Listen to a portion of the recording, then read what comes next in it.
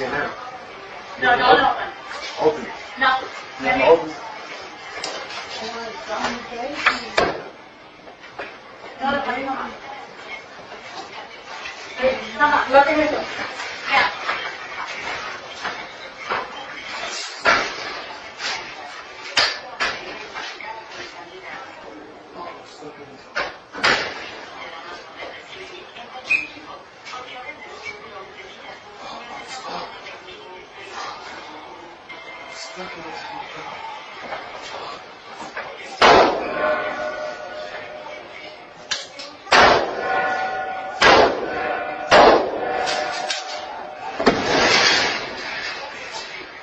Fucking boy, dude, bro.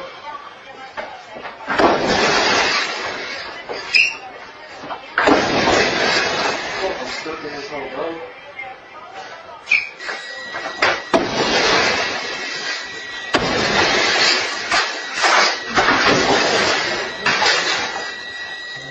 Please, please, please, I have nothing, please, please, please, please, please, please, please, I have nothing, please, I'm sorry, please, please, help, help, please, help, please, please.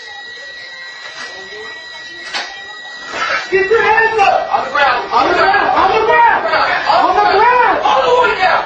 The hands, it's over, it's over. We're coming back, we're coming back.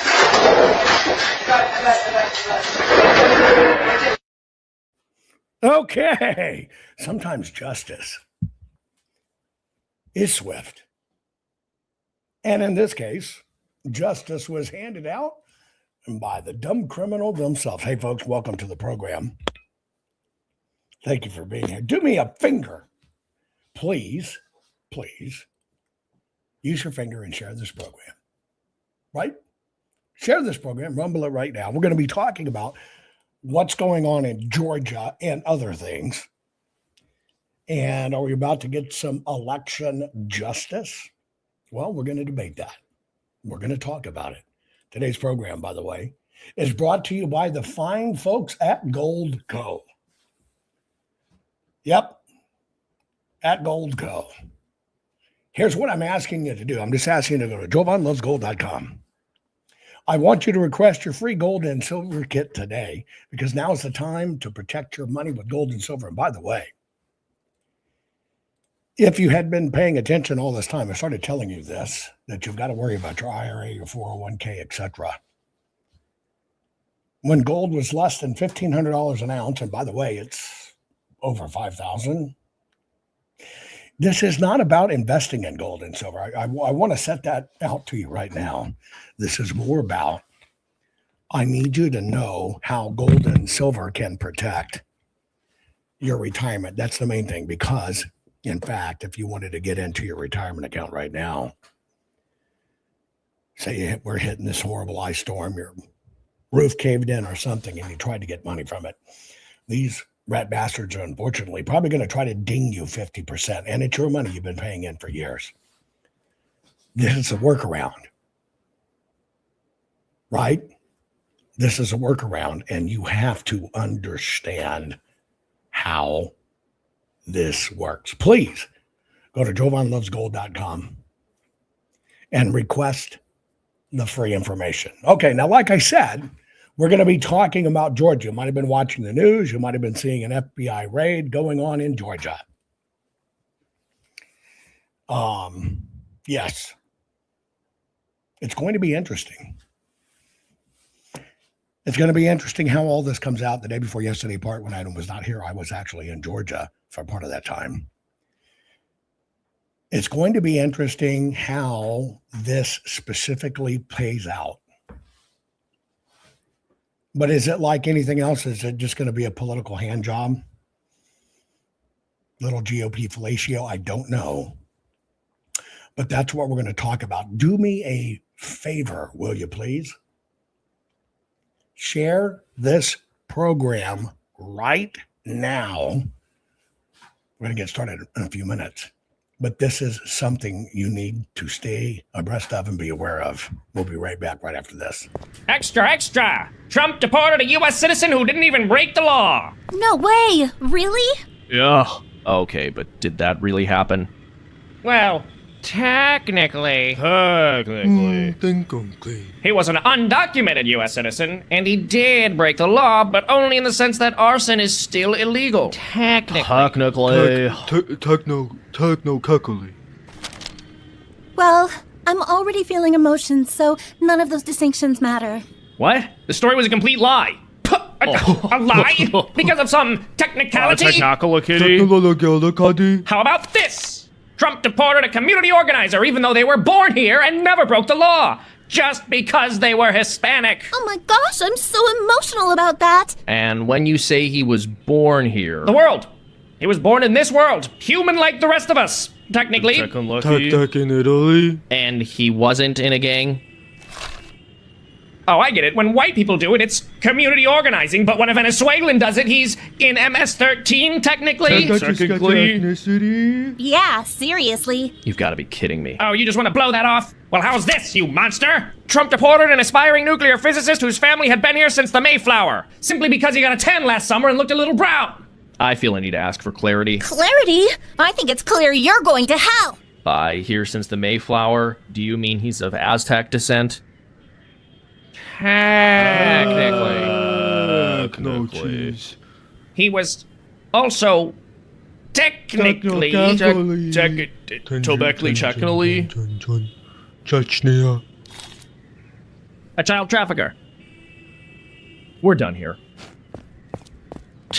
Just another uninformed voter with his fake news. Thank you for watching.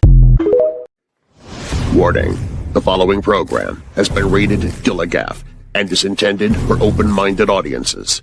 If the truth offends you, or if you are allergic to focused intensity, intellectual athleticism, or the occasional F-bomb or even irreverent humor, please switch off now.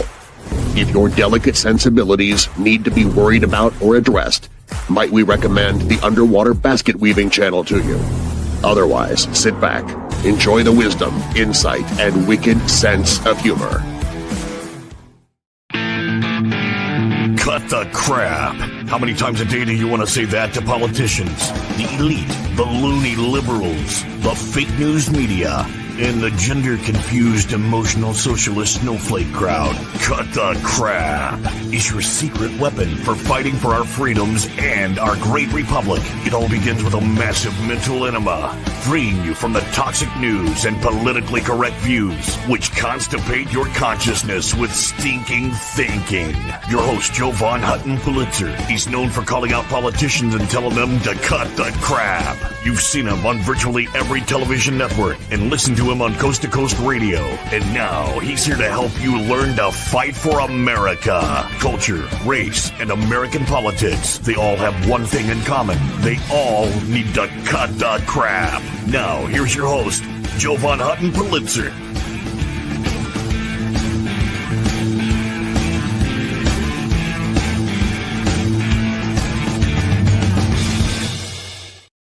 Okay, folks, maybe you heard about a raid in Georgia. Maybe even think it's about election integrity. Who knows?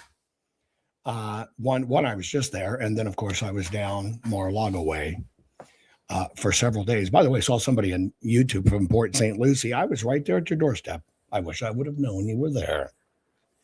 So here's what we're going to do. We're going to take a look at what has actually transpired in Georgia in regards to the ballots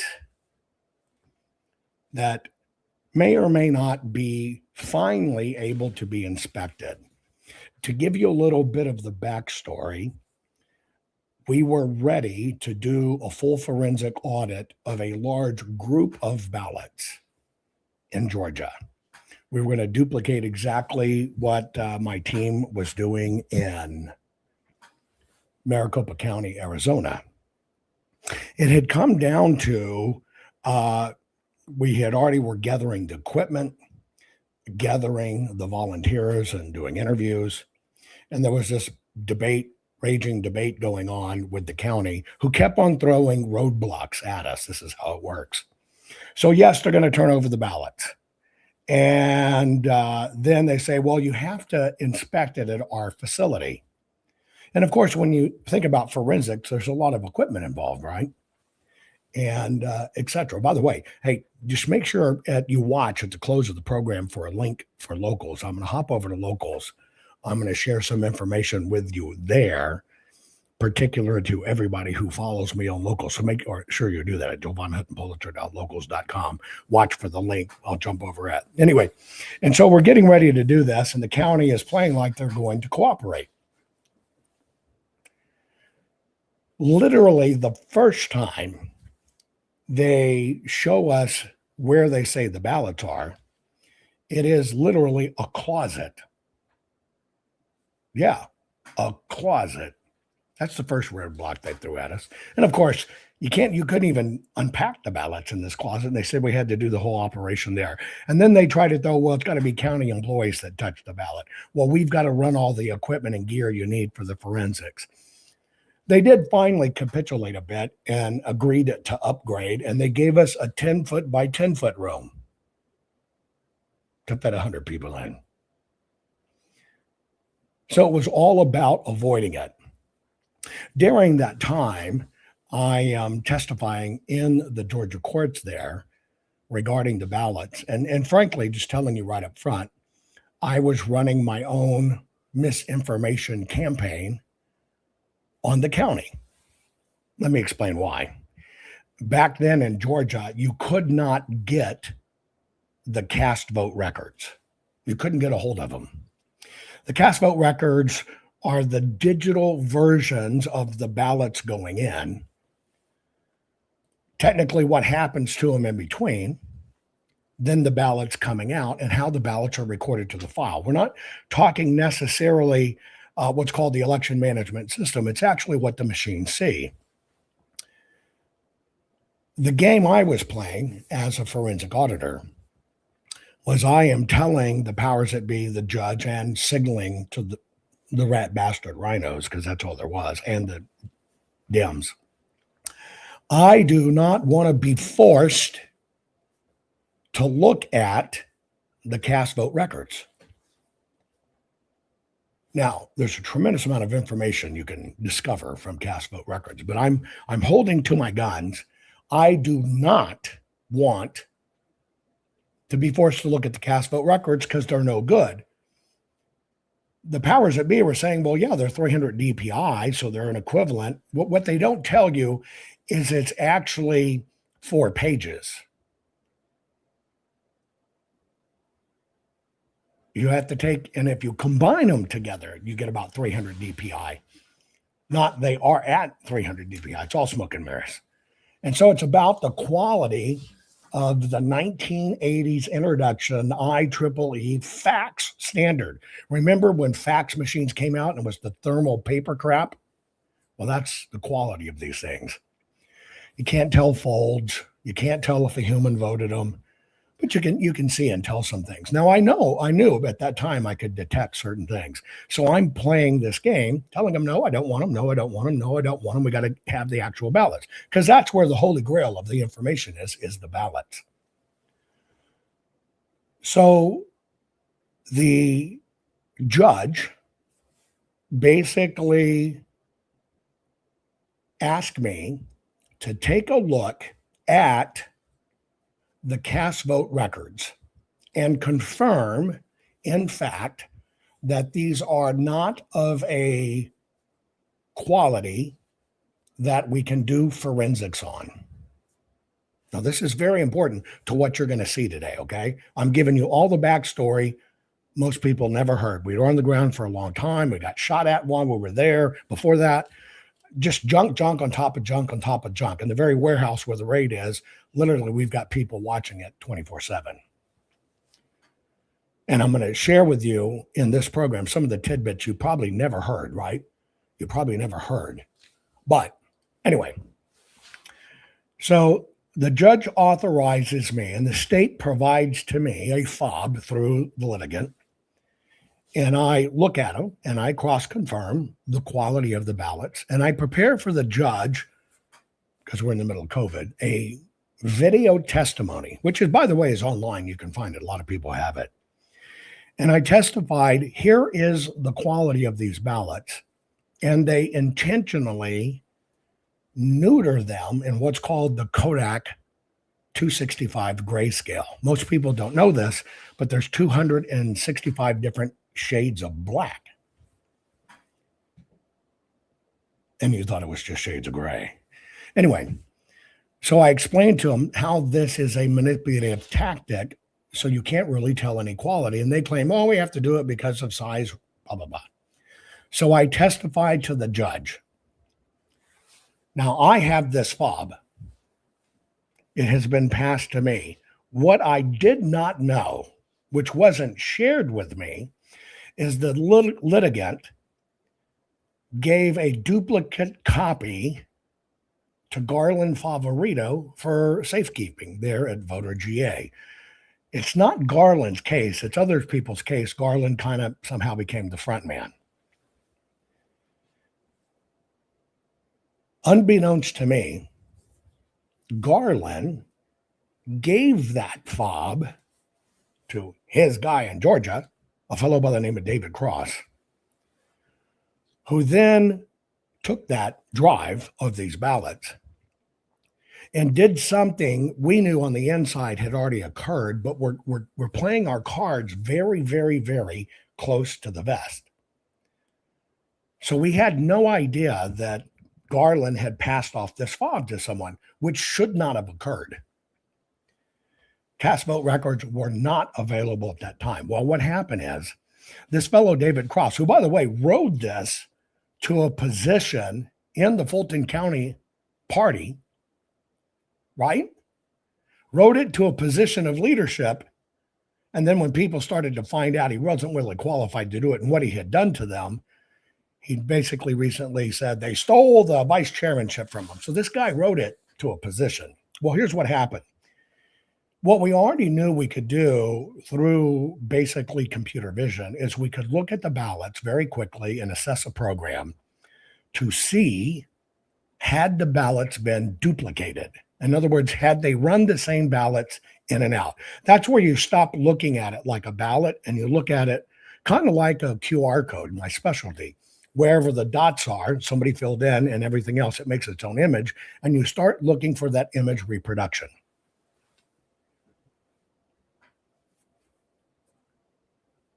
So the judge has granted that we're going to look at these ballots. The judge has 100% accepted my truthful and authentic testimony that the cast vote records are neutered, and I cannot do my forensic work based solely on the cast vote records. Well, about that time, this breaking story comes out. And damned if it isn't this guy, David Cross, saying, look at what we found in Georgia. They ran extra ballots. They reran them. Well, see, my team had already been embedded in this and getting things done. We knew this is how they would do it. So this guy decides to make his name in social media. Look at what I found. About that same time, various podcasters that popped up in conservative circles, from lumberjacks to stay-at-home dads or whatever, that are now doing political commentary, they decide to run with this story. Found duplicated ballots, they reran the batches. And I see it come across the airwaves. And I'm sitting back here on the legal side of it, dealing with the courts, preparing for a full forensic audit, knowing the judge has now said he's going to give us the paper ballots. Boom, the story goes. Somebody decides, David Cross, decides to make his name off of it. I watch this roll out.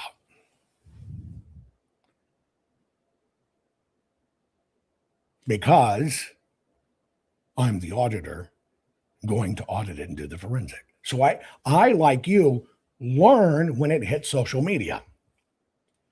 And I'm like going, Holy shit. So I pick up the phone. One of these days I'll release the recording because I have it recorded.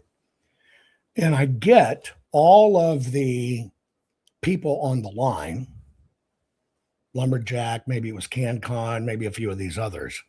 And I get them on the line and I said, guys, you must immediately pull down this interview. This is something that should have never been talked about in public, should have never been revealed. And we already know we've got them legally. We've got them. We've nailed their ass. Maybe 2 or 3 of them pulled down their interviews. And the one other kid, I think his name was Nick Modick or something like that, basically said, you're just trying to get the story by yourself. You're just trying to be the journalist who breaks the story. And I said, he's a kid. I said, you got to get your fucking head straight. I'm the auditor. And what you just did is you fucked all of Georgia. And conversely, you fucked the entire country.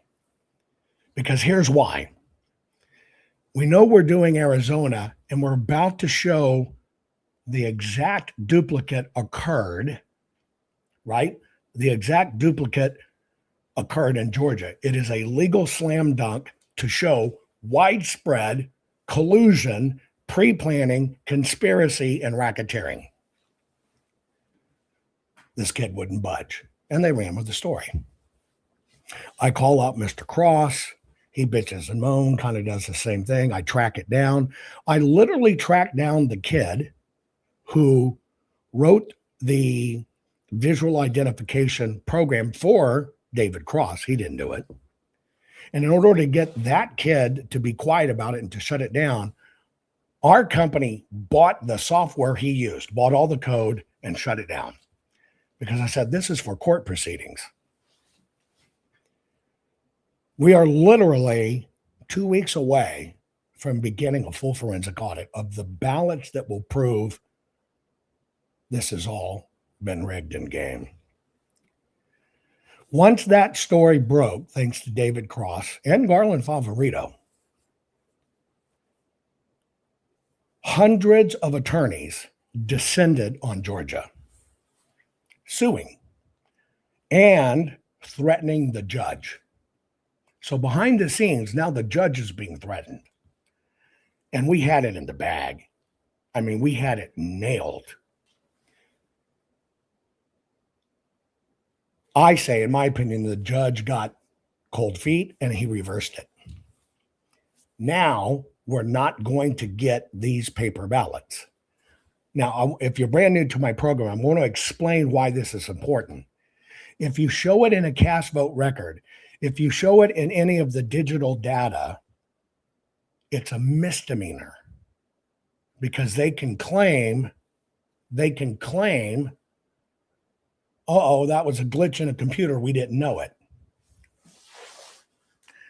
It's $1,000 fine maximum, whether you did 1 or whether you did 1 million. Right?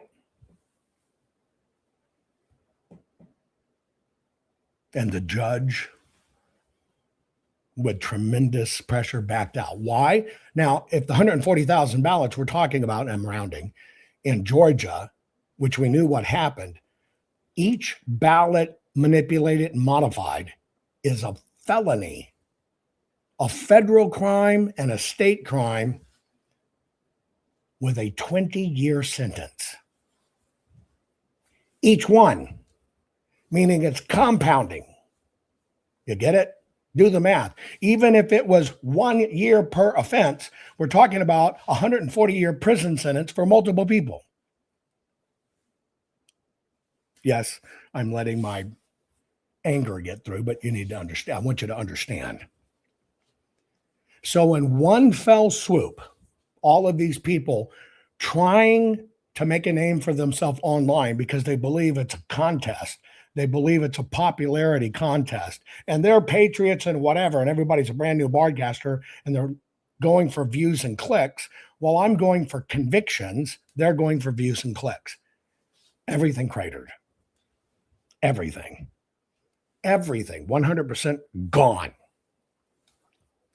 Now, here we sit 5 years later.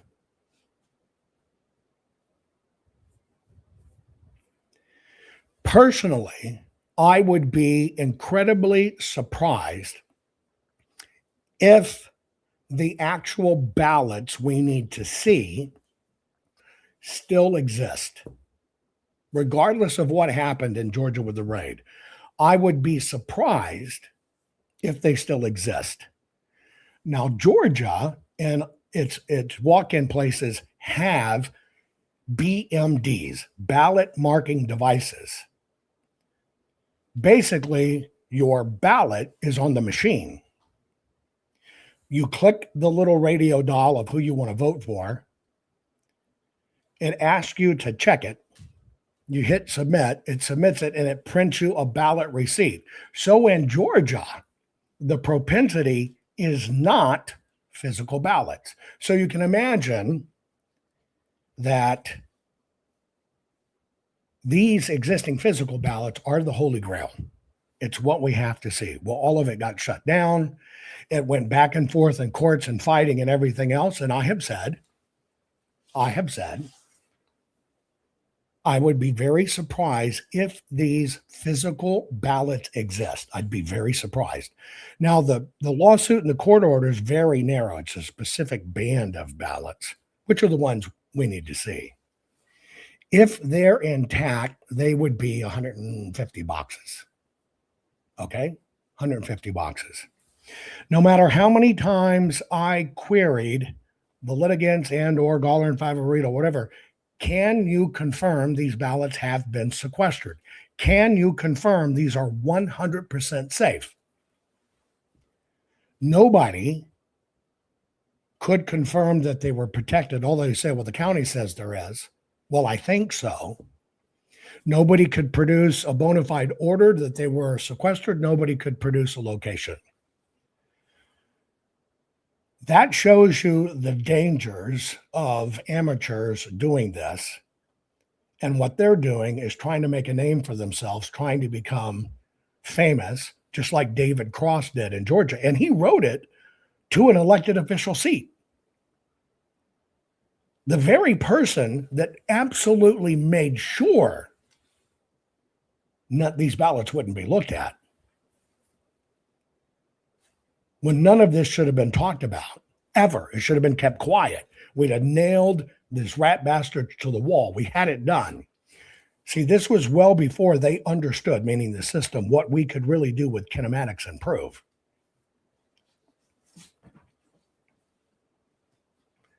So everything shut down. I'm going to give you the net effect time in this time window so you understand what we may end up seeing. Bear with me. You need to understand the subtle differences, and then we're going to analyze what's going on, okay? I'm going to go back to Maricopa. Maricopa supposedly had 2.1 million ballots executed. 85% of them roughly mail-in ballots. That means they're printed on a machine, that's color, they're mechanically folded in an exact place, and we can detect the nature of the ballot. Now, every one of those categories, every single one of those categories in Maricopa failed. You have to understand, for me, it was never about who won the election. And certainly, I don't care about the freaking machines. Why would I waste my time on a machine when all the rules are voluntary? There's no enforcement. What America needs is enforcement. But if you look at the nature of the paper, you can understand what really happened. Let me give an example.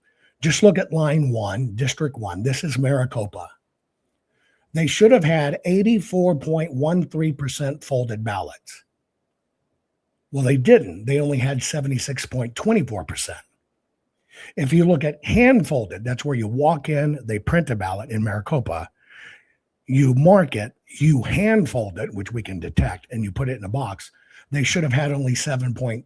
9.53%, but they way exceeded it with 9.64. And then when you look at election day, they should have had 8.34%, but they ended up having 12.42%. When you do the numbers, you found out what they should have had in mailed, they made up in hand fold or no fold. That's the backfilling. And there is no debate about the status of the paper. It is what it fucking is. There's no debate. It's not based on theory, and I don't need any 6-degree polynomials, and I don't have to infiltrate an Antifa call to know the status of the paper. There it is in black and white. What you certified was wrong. What you claim and certified under perjury, here it is. You perjured yourself. It's all crap. Okay, so now you understand the physical nature of the ballot. Now, when you look at Maricopa had 1,675 boxes of ballots. Every one of those boxes are supposed to be sealed by law. They run a tape over it. They seal it shut. In a box is batches. Batches are typically 200. There should be about 8 batches in any one box. When we finally got the Maricopa stuff 5 months later, because they kept on hem-hawing, what we got was 52 boxes that were held by procedure and sealed in perfect, pristine condition. And then, of course, the 1,725 or whatever, 22 other boxes, unsealed, total disarray, total out of order, all kinds of ballots shoved in them. Now, when you do the audit and you look at the paper, we found an interesting thing about the 52. The 52 didn't have any of the errors that we found in the other, million plus ballots, 1,000,008 ballots. And then we find out those boxes were handpicked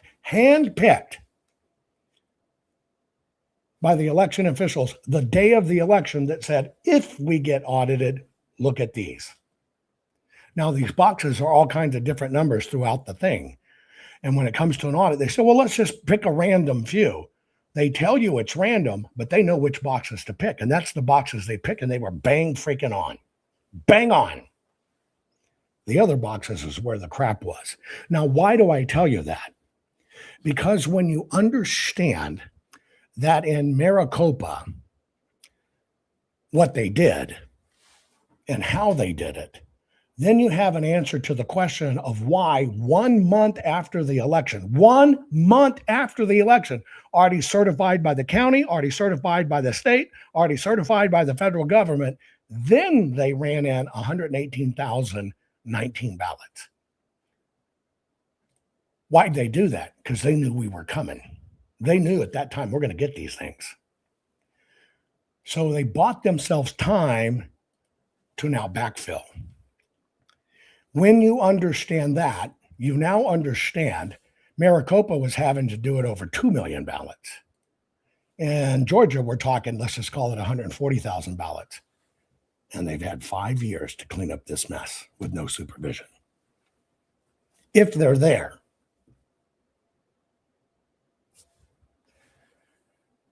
So that's all the texture background of what you need to understand about about Fulton County, Georgia. So what happened in Fulton County, Georgia is a raid was executed. By the way, let me do one little bit of housekeeping here. Do you remember, was it a program or two ago, I did a special called The Truth Is Not Pretty, Forensic Analysis of the Shooting and Laws and the Mayhem in Minnesota, and we were talking about this guy, Matthew Pretty. See him there? Train your eyes on him on the left. Matthew Pretty. Okay? Now, Matthew Pretty, just like George Floyd was a prototype. The government officials get people to break laws for them. First thing I want to show you is the left's assessment of Matthew Pretty. Caring for people was at the core of who he was. He was incapable of causing harm. Alex carried patience, compassion, and calm as a steady light within him. Even at the very end, that light was there. I recognized his familiar stillness and signature calm composure. He's a saint. Well, let me show you new footage of the saint. I'll show you the short footage first, and then that. Here's Matthew a week and a half before.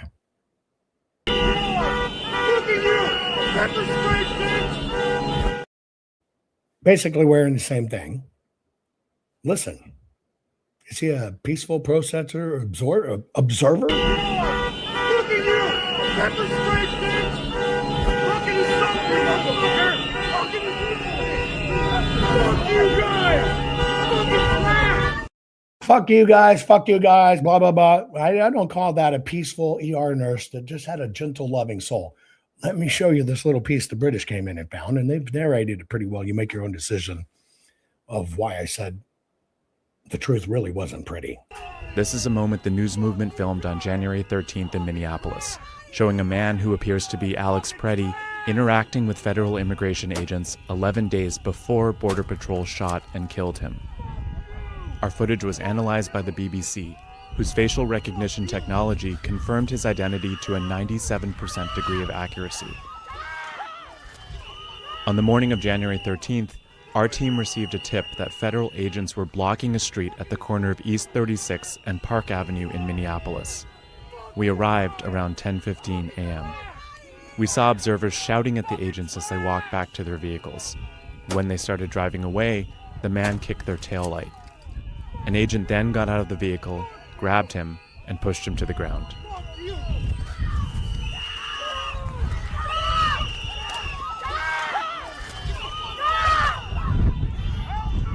During the altercation, agents fired tear gas and pepper balls into the crowd.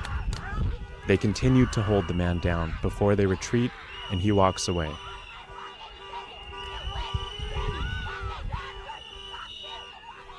The man in our footage is wearing a similar outfit to what Preddy was wearing on the day he was killed. What appears to be a gun is also visible above his waistband.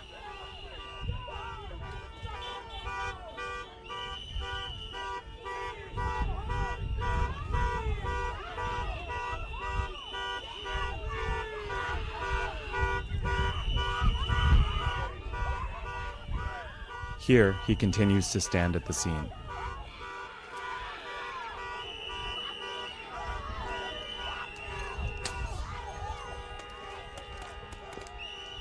On the day he was killed, the Department of Homeland Security claims Preddy, a 37-year-old ICU nurse, approached officers holding a handgun.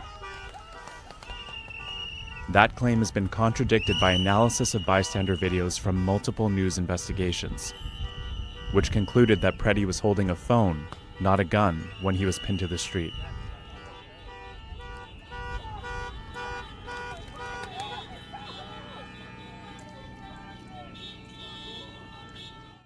Okay, so you're looking at the footage now. This is the Blessed Saint of Minneapolis.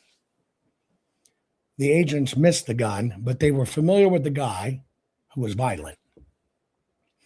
So I want you to understand, and that's why I did that one program, is this is how and why government officials get common citizens thinking they're doing good to commit crimes for them. In fact, in that one video, there was about 11 different crimes between federal and state crimes and Minneapolis crime statutes, which I went through in this one program. Just in that video, you can see. That's why I want you to understand we're under a mass manipulation from all angles, and this is how it works. Now, the reason I give this to you is because we're going to have to try to decide what are we really looking at and what will really happen as a result of this FBI raid in Georgia. That's the topic. Are we going to get 2020 election justice? Juan Pinard, thank you so very much for that generous tip on Rumble. God bless you. Thank you for supporting our work. I want to show you a few things just quickly. I know you know it, but I want to show you a few things quickly of how far our system has fallen. Here is a fellow running for the top enforcement official, AG, for the state of Ohio. This is how much The system has enabled criminal activity. Watch this guy explain himself. Running for AG in Ohio. Hi, this is Elliot Forehand, candidate for Ohio Attorney General. I want to tell you what I mean when I say that I am going to kill Donald Trump. I mean, I'm going to obtain a conviction rendered by a jury of his peers at a standard of proof beyond a reasonable doubt, based on evidence presented at a trial conducted in accordance with the requirements of due process, resulting in a sentence duly executed of capital punishment. That is what I mean when I say that I'm going to kill Donald Trump. He had to make that video because he put out a campaign thing. He did a while back when he had a lot of posts, fuck Charlie Kirk. Anyway, this is the type of people they are raising up in politics. This is going on all over the place. We know we have rat bastards. And by the way, you saw Ilhan Omar. Did you see her little stunt making it look like she was attacked? And now it's all coming out. She was friends with the guy. It was actually staged. Somebody comes spraying something on her. Did you see that? Put it in chat. Here's a different angle of that spraying. She got sprayed with some unknown subject. Here's a different angle of it. Well, apparently a priest has sprinkled Representative Ilhan Omar with a little bit of holy water. And I mean, that bitch just took off like she just got caught in a daycare scam.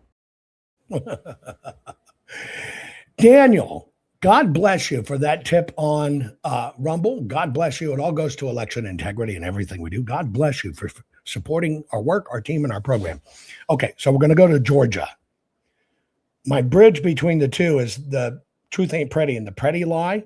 Let me show you a Georgia high school, what they did, a Georgia high school where we're about to go in response to the ICE stuff in Minneapolis.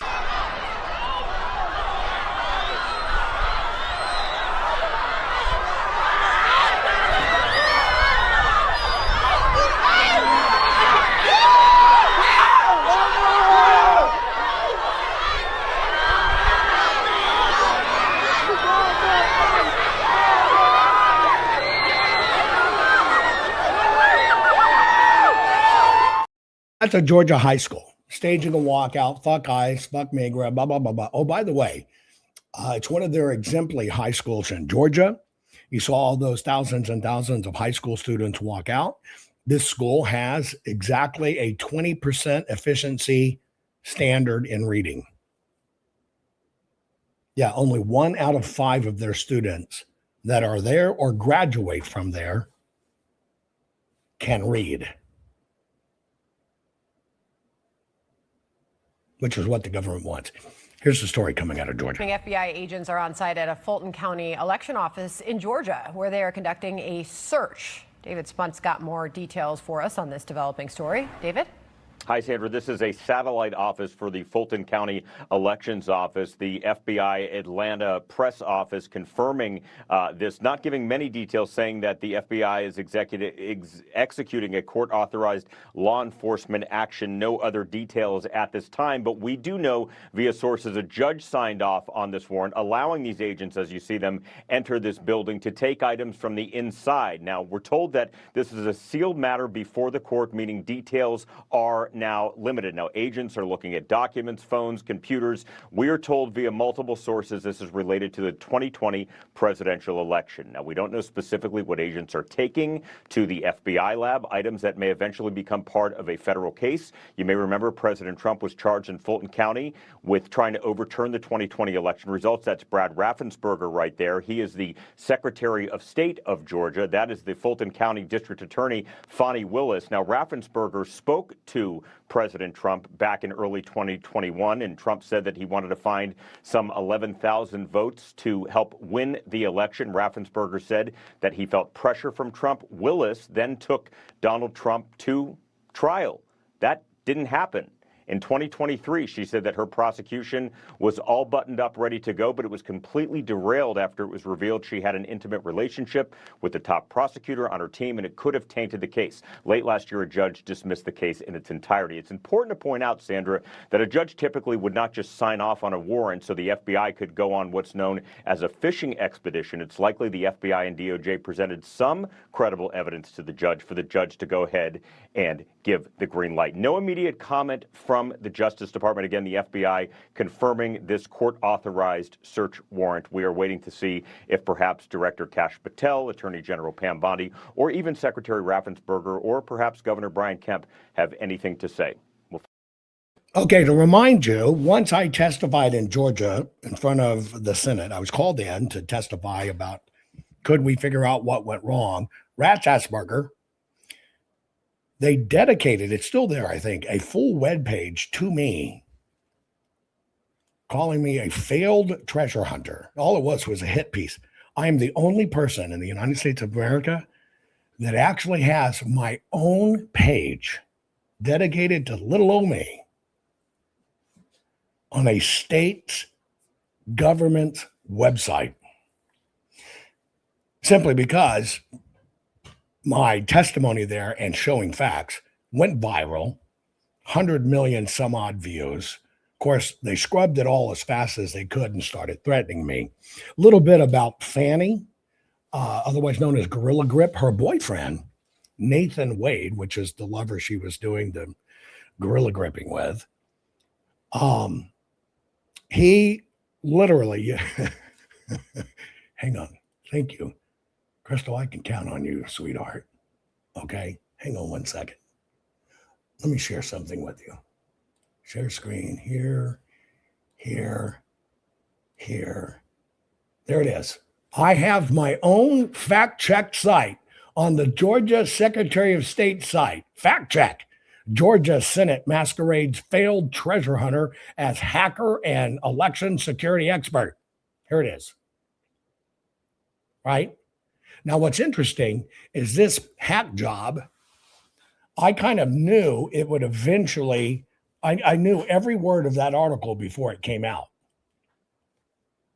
Do you know how I knew every word of that article before it came out and I knew it would be used? Let me tell you why.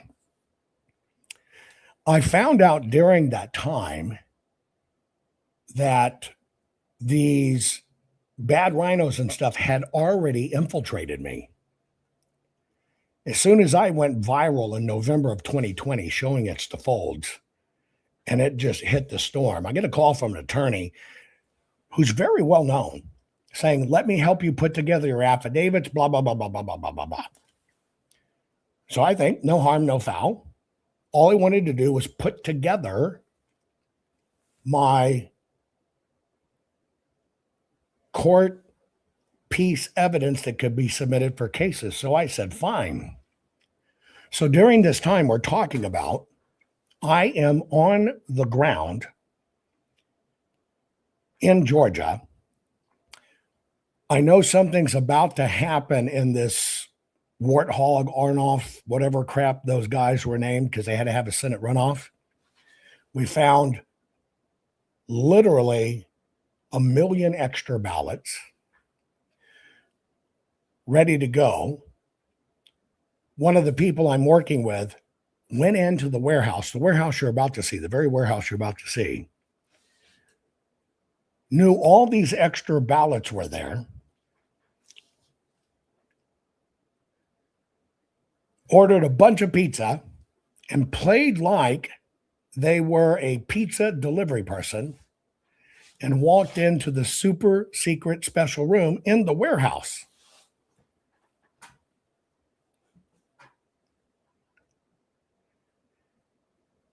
The people in the warehouse, and this is the stuff the GOP, and I'm telling you stuff many times, many of you have never heard it, the GOP did not deal with, did not let out.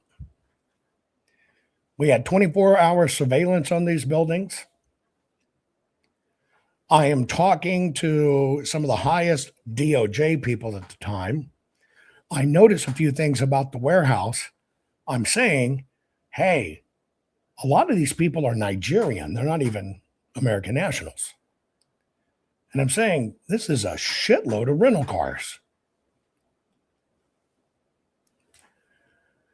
So I run up the flagpole. I said, guys, I need the cell phone telemetry. S2G, thank you so very much for that generous tip on Rumble. God bless you. It all goes to our work in election integrity. And yes, I'm giving you a lot of background in this that maybe many of you have never heard. So I'm talking to the Department of Justice, and I said, here's what I need. I need the cell phone data surrounding these buildings. And they go, why do you need the cell phone data? I said, these are foreign nationals. There's a lot of rental cars. I said, if we can get the cell phone data, what I want is the burner phones, because I realized all these son of a bitches had burner phones. They had regular phones and they had burner phones. I said, get me the cell phone telemetry, kind of like this is way before 2000 Mules, because I want to find the burner phones, and then we're going to ping them across the city. We're going to find out what hotels they're putting them up in, and we're going to find what rental car agency there is. And they said, why do you want that? And I said, because somebody fucking paid for it with a credit card. And we will find out who paid for it. At the same time, I've got teams on the ground filming, because we find this odd house. We get a call from somebody and they're burning all kinds of stuff. And it's these weird people. And I could swear it looks like ballots.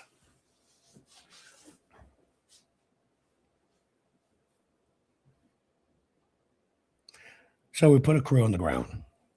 We get video. And sure enough, at this residential neighborhood, there's a very large home. And in the backyard, they have burn barrels.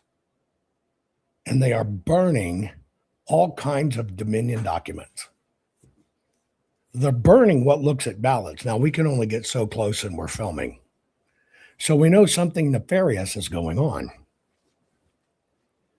The house, which was used as a rental house, is owned by one of the elected officials there in Georgia. The people in the house were a large group of the contract election workers. We run this up the thing. Nothing. Next, we get documentation, and you probably remember this. It's New Year's Eve, 2020. I've just testified. I get a phone call, and the phone call actually comes from General Flynn and says, we have heard, and by the way, I've never told you the call came from General Flynn.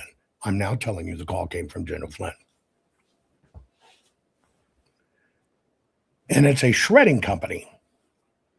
Now, there was already the big fiasco with election and all these ballots being shredded. It caused a huge uproar for Fulton County.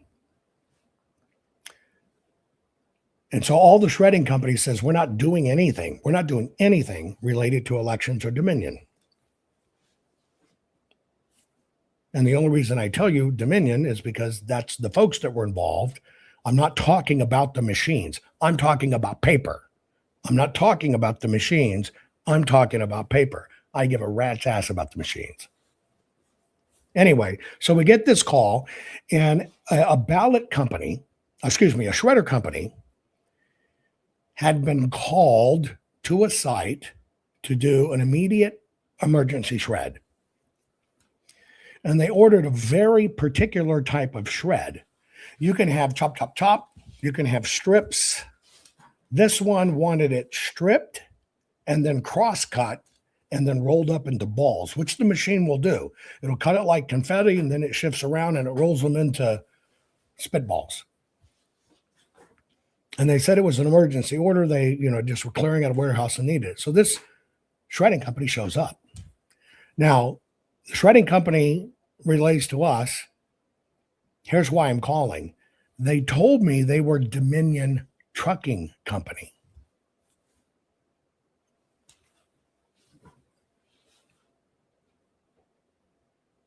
When we get there and we're shredding and we're taking the credit card to get payment, the credit card says Dominion Voting Systems. He said, so my guy stopped the shredder. He'd already been through a lot of it. He said he stopped the shredder. And this guy, good American, said, I think this has to do with the election. It worries me. I don't want any part of this. So I get the call in Georgia. We're staying at a friend of mine's house. There's 6 or 7 master suites. We all, for security reasons. The attorney who had infiltrated me was supposed to stay there. When this call came in and he heard what I was about to do, he split. And we didn't see him for 2 days. He was just gone, which tells you a lot. So what we did is I told General Finn, look, I got people on the ground. I had about 10 people on the ground. We organized a safe location and we organized a team to go pick up the truck. The shredding company offered us the truck. Pick this up, get out of it what you need. They surrendered voluntarily the truck to us.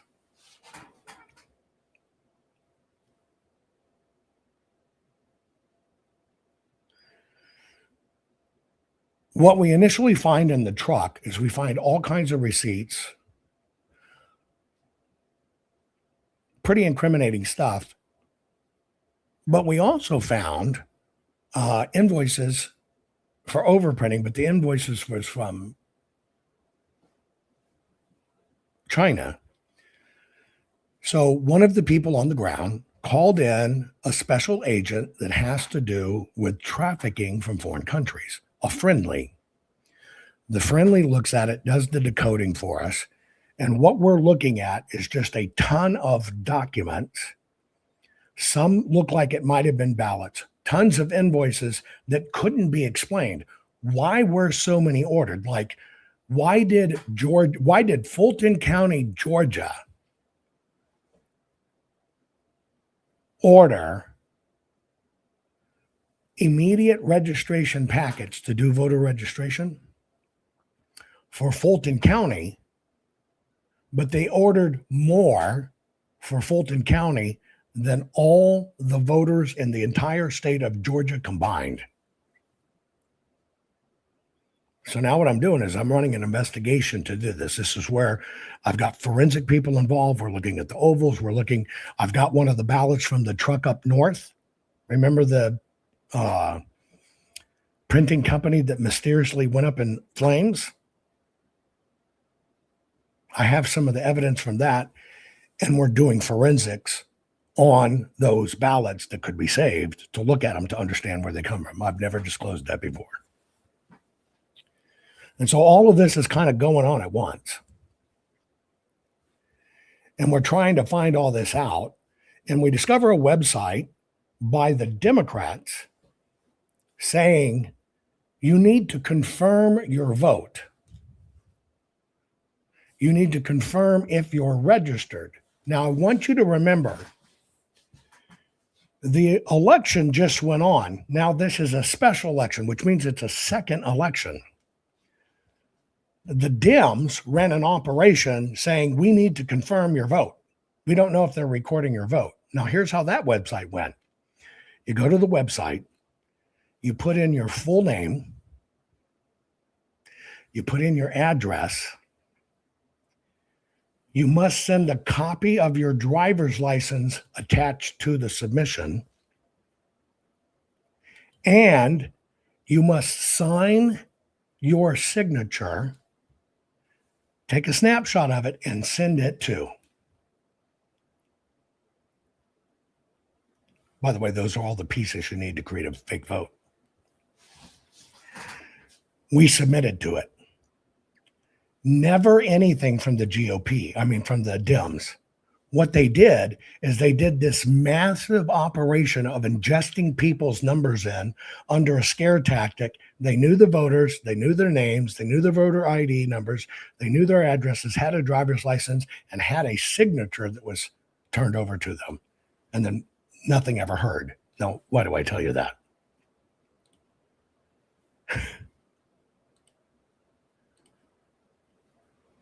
Obviously, if you're going to manufacture votes in this runoff, you need that stuff. Okay? So all of this is kind of coming to a head. This was long before I really started talking to you guys. And I'm told that the White House, Homeland Security needs a debrief of everything we found. But it came with a hook. And the hook that it came with is that, ready? Mark Meadows was going to listen in to the call.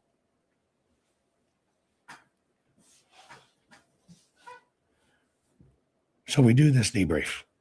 We give them the whole sit rep of everything going on the ground, everything we found. 6 hours later, SSAs, which is the supervisory agents of the FBI, show up, tell us all to back off, tell us they're taking control of that truck of evidence, make everybody leave the perimeter. We even have police protection on this. We had the police involved. They have a protective convoy. They take that shredder truck and evidence. They immediately drive it to an incineration location, empty it, and incinerate every bit of it, and threatened us, don't follow, don't record, don't whatever. Now you have some backstory of what we're dealing with in Georgia. Another piece of the backstory you need to understand about Gorilla Grip Fannie Willis and Nathan Wade, when they started really threatening suits and they started suing everybody, I get a panic call from my son.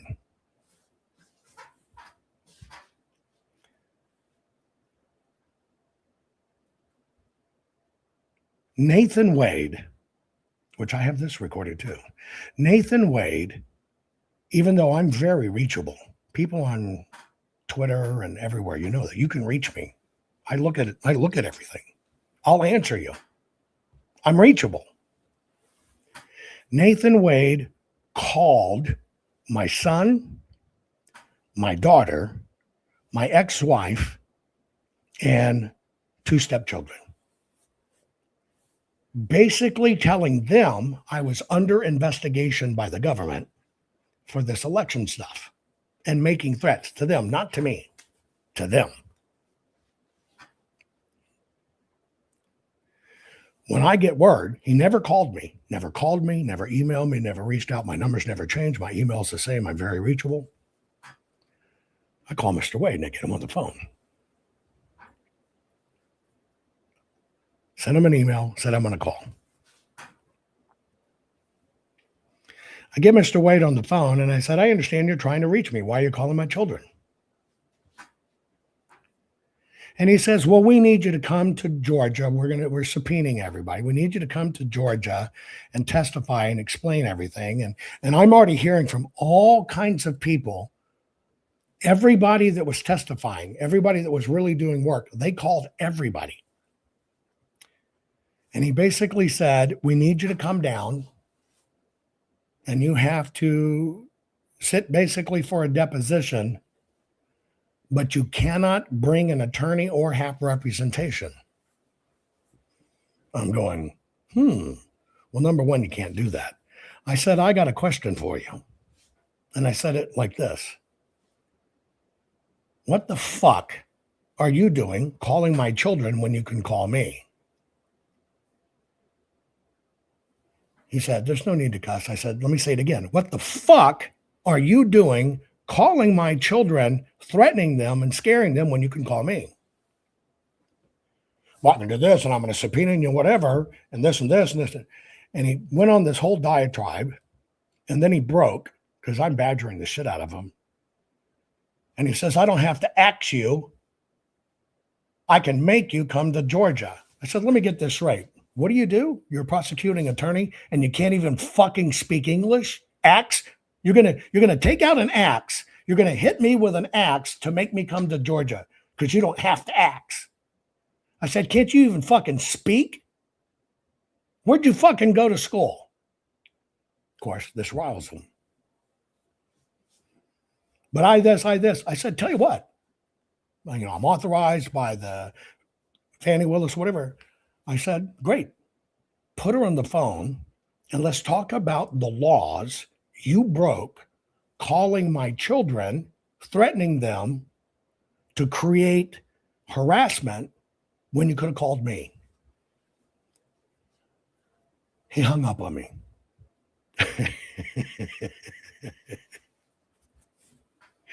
I don't know if it's because I called him out on his legal bullshit or I called him out. You're going to ax me? You're threatening me? You're going to ax me? So what kind of fucking education do you have? You can't even speak English. And you're a prosecutor?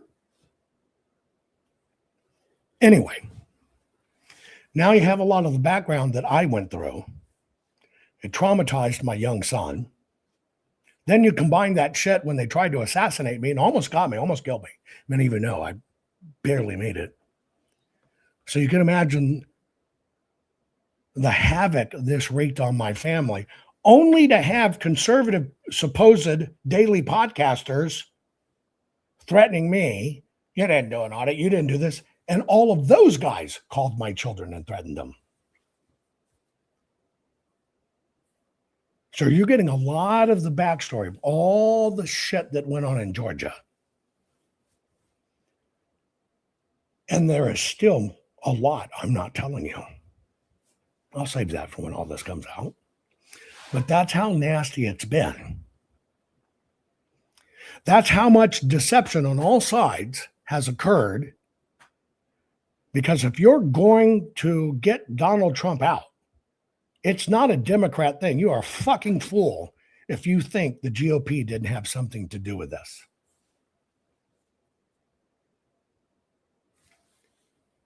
Here's a little bit more in Georgia. I take it you assume that all of this information is going to be readily available, and if it's not, that's going to be an issue?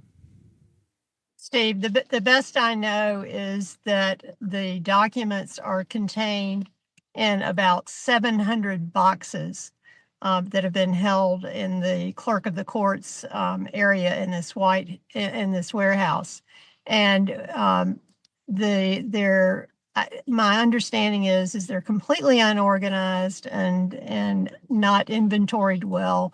We don't know where the documents are in those 700 boxes, and I have advised people over the last several months that we have no other choice but to recommend that all 700 boxes be removed and taken out of the hands of Fulton County so that we can look for the documents that we've been looking for years and have been unable to get Fulton County to provide or produce or even try to find.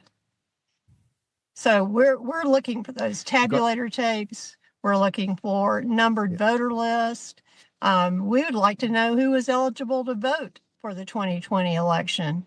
We're looking for documents to prove that the ballot boxes that they claimed produced thousands of votes were actually real ballot boxes. And the whole purpose of this is to look for areas of inconsistency and irregularities. So to understand what happened, if it did happen, so it will not happen in future elections. That's the point of the state election board's investigation and participation in this. Okay. Little point of reference. If in fact the ballots that we were supposed to do kinematic artifact detection on, do our full forensic work, just like we did in Arizona, exist, that should be about 100 boxes. Should be. Now, between the tape rolls, the poll books, paper, printing, or whatever, I couldn't really tell you what's in 700 boxes. Okay? Now, you know, anything on the machine falls under voluntary voting systems guidelines. Voluntary voting systems guidelines. Okay? Now, I need to give you a little bit more education.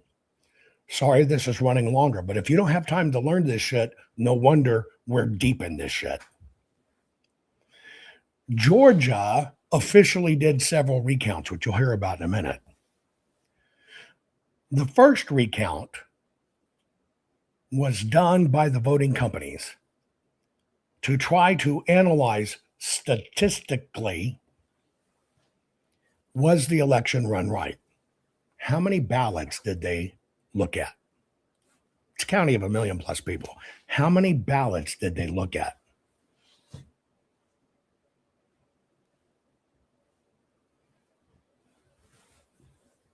$25.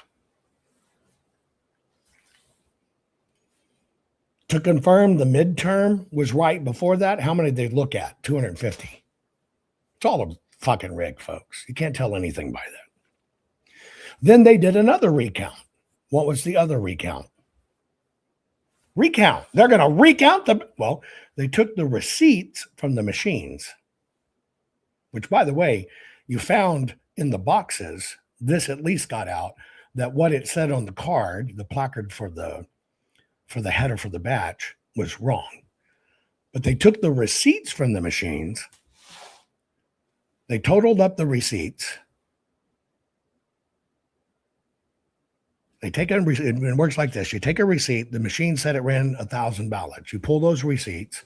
You look at the machine counter, says 1,000 ballots. You look at the receipts for the machines. You total them up, and they total 1,000. It's right. But does that have anything to do with the vote? No. Then the next thing they did is they run the paper ballots. Well, we're going to do a hand count. What's the definition of their hand count? They took the paper ballots. There should be, let's just say, 50,000 here. They put them in a paper counter like the little dollar. There's 50,000. It's perfect. Now, did anything in that have to do with the vote? Anything? No. Now, I'm going to replay you this interview from the war room. I want you to listen for what's not said, because I think it's a big indicator of what's going to happen. You know, I'll quiz you.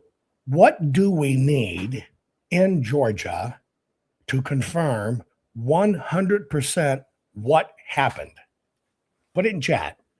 To confirm what happened in 2020 in Georgia, what do we need to happen? What do we need? Put it in chat. What do we need? You're right. We need the ballots. I'm going to replay this interview with the head of the commission there on War Room. Listen carefully. I take it you assume that all of this information is going to be readily available, and if it's not, that's going to be an issue? Steve, the best I know is that the documents are contained in about 700 boxes that have been held in the clerk of the courts area in this warehouse. And my understanding is they're completely unorganized and not inventoried well. We don't know where the documents are in those 700 boxes. And I have advised people over the last several months that we have no other choice but to recommend that all 700 boxes be removed and taken out of the hands of Fulton County so that we can look for the documents that we've been looking for years, and have been unable to get Fulton County to provide or produce or even try to find. So we're looking for those tabulator tapes. We're looking for numbered voter list.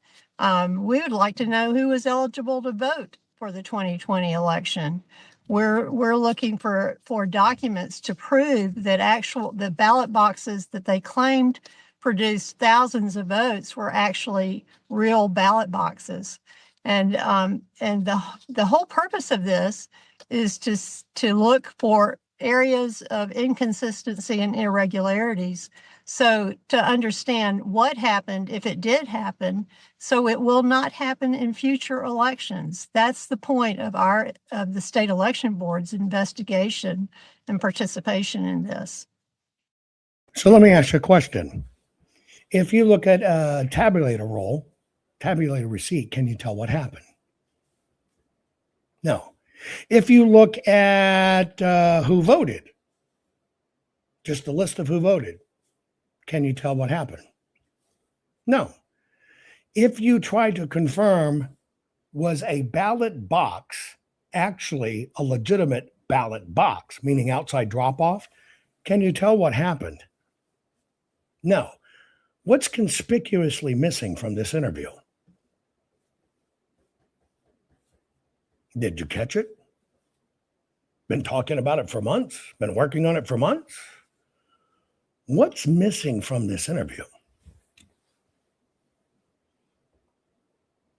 Ballots.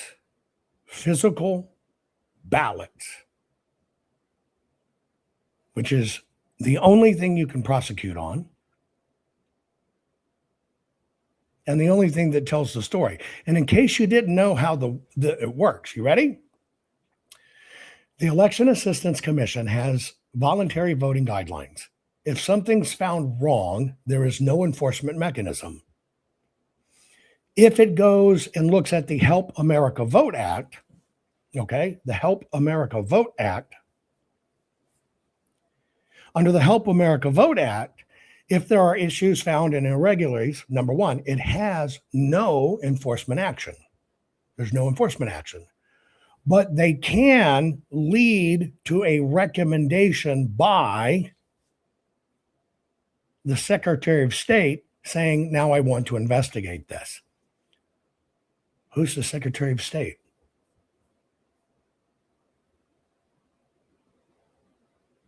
You see this circle jerk? You must listen to what's being said. You must understand how this works. I have sat in some of the highest fucking level systems of it, and people still don't understand we have federal elections and state elections. They occur as state elections with federal components, and you can't split the two. There are rules, and you have to work within those rules.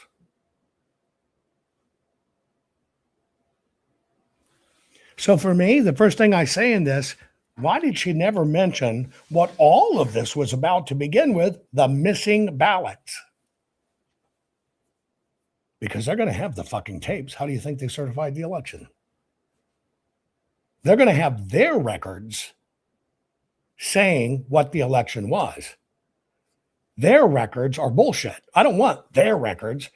Just show me the ballots and we'll know what happened. I don't need your word. I don't need their word. I don't need to fucking talk about the machines because it doesn't fucking matter. Just need the physical ballots. In fact, we don't need everything, just those that were for this one, period. You follow what I'm saying?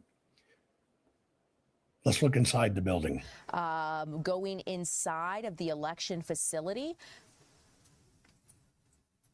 Our photographer was able to go inside. He was let inside and allowed to be up and close. As you can see, this is interesting because one of the questions we did ask Larry was if agents were restricting his access or asking him to back up at all. And he said that so far they've been allowing reporters to get up close to the situation. outside if you want to take a. Okay, so now agents are asking them to back up. Actually, you shouldn't even be in this area, but. Hey, you know what? I don't have a key, so there you go. Okay. Okay, so agents are asking them to back up, saying our crew should not be in this area. So this is something we're going to continue to monitor. And as our photojournalist gathers more information and reporter Larry Sproul gathers more information, we're going to be able to hopefully get that information for you. Right now, Now in Georgia, you have the FBI and you have the GBI. The GBI is the Georgia Bureau of Investigation, which is the FBI arm.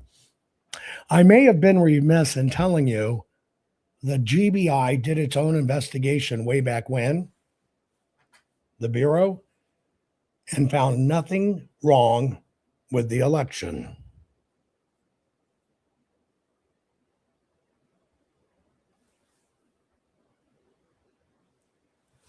Now, you might have saw all those boxes in the background. Do not assume that is evidence for this. Here's why. There have been 3 elections since then. A special election, kind of a midterm, whatever it was, and then this new 2024 general election. So don't think you're looking back there and you're looking at that's the 2020 room. That does not exist. But here is what they're saying on the ground from the official standpoint.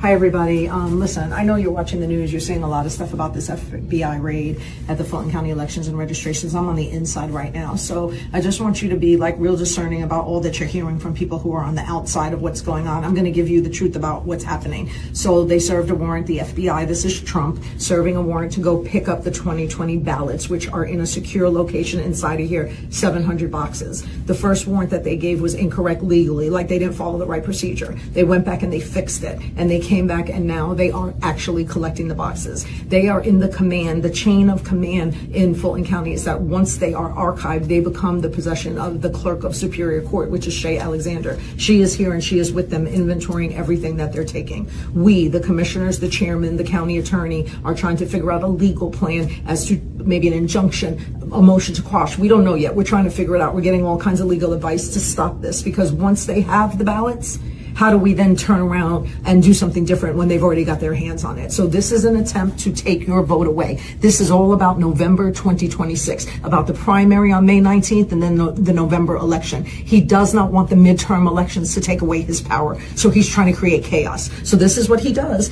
Chaos in Minnesota, chaos in Fulton County. We are a target. Protect your vote at all costs. I'm telling you, everybody always says your life depends on it. Oh, your life does depend on it this time. Okay, let me decode something for you. What Sergeant Pepper is saying, well, she's dressed like it. What else is she? You understand this is to go in to get specifically 700 boxes related to the 2020 election. Now, let me ask you a question. How does that cancel your 2024 or 2026 or 2028 vote? How does it take away your vote? Just a question. If they get a hold of 700 boxes, and there's ballots in there, let's just say this. How does that, for any voter in Fulton County, take away their vote?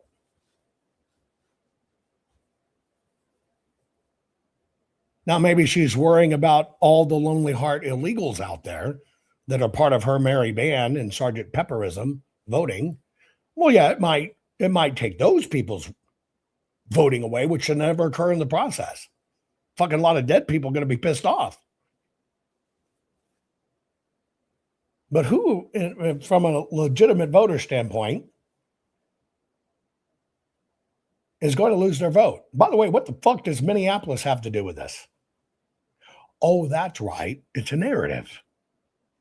And they got to play the narrative over and over and over. Well, I don't know if you remember this, but in my testimony in Georgia, way back when, I told you then you're going to find out that the rig occurred in adjudication. Here's what adjudication means. There's extra marks on the ballot. It didn't read right. You scribbled on it. You wrote on it. We don't know what it says officially. Well, when it goes in, they know your vote. It holds it up here, called an adjudication. It holds it up here.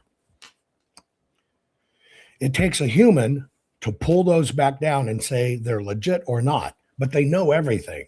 Now, if you know everything here, you work underneath. If we were to go back to 2000,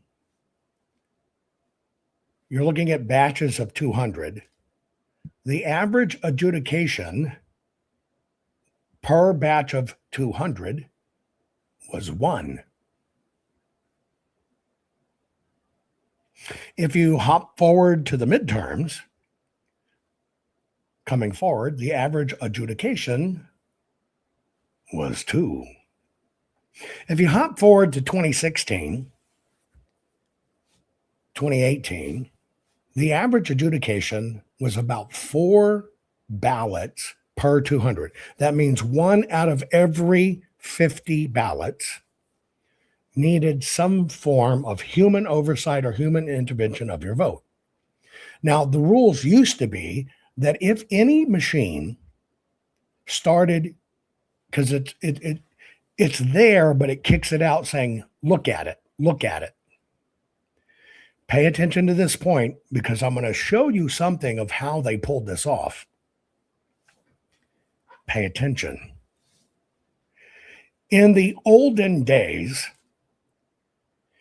when it got 3 or over, they used to assume something was wrong with the scanner and they would replace it. They would assume the scanner was broken. Okay? Now, I called this out in Georgia first because I had, interestingly enough, the Georgia numbers before I had certain adjudications for the full forensic audit in Maricopa. And I called out the head of elections there, basically saying they had about 200,000 votes in, and they had to adjudicate 147,000 of them. I'm going, howdy do?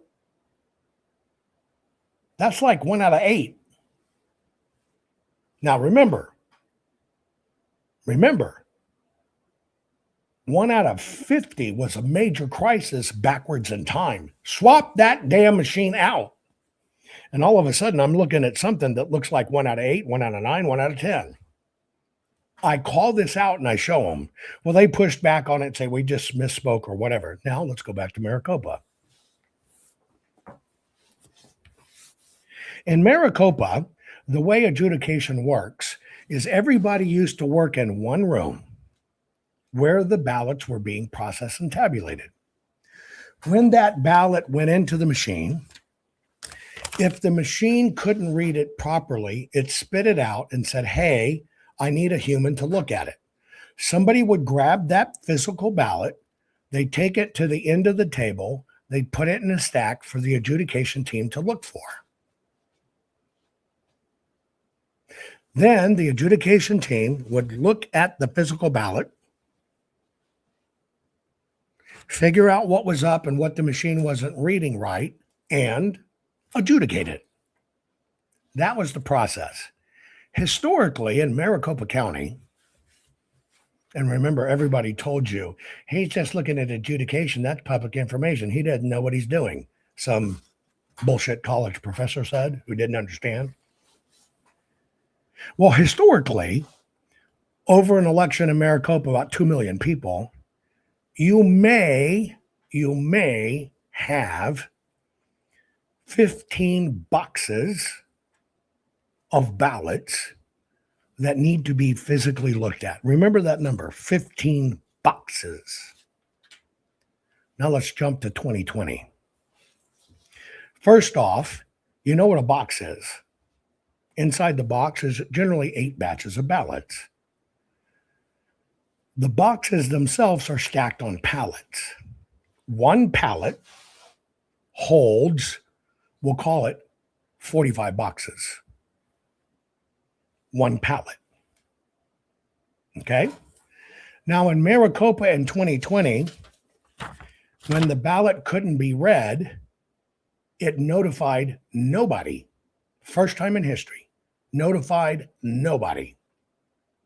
Instead, the ballot went in, didn't tell anybody something was wrong with it, but the adjudication process was held at a remote building. And then at the remote building, it comes up on a screen and says, you got to look at this ballot. Now, you kind of saw that demo where the lady said, I can make anything happen I want. You saw that video. And that's how adjudication worked for the first time in history. It wasn't there. It wasn't physical. It was all virtual, and it was held at a different place. In Maricopa County, if they would have stayed with the standard procedure that happened every time before 2020, the outstacking process, which is what it's called, would have accumulated 2.5 pallets of boxes. There would have been about 120 boxes when the average might be 12, 13, 14. There would have been 120 boxes of evidence over there. Do you think somebody would have screamed, what the fuck's going on with the machines? But they hid it. They hid it. The average, 1 out of every 8 ballots was adjudicated in Maricopa County. 1 out of every 8. When they used to say, you get to 1 in 50, you change that machine out. Now that's how they pulled off the hiding of the suspension. It doesn't cancel your vote, doesn't change your vote. It suspends your vote. Now, if you can suspend the vote, you know what the vote is. You know how many ballots there are. They just haven't come down and been officially counted yet because somebody has to click the button. What do you end up knowing? You end up kind of getting a free look at what the election is really going on. Now, if you have that information because of adjudication,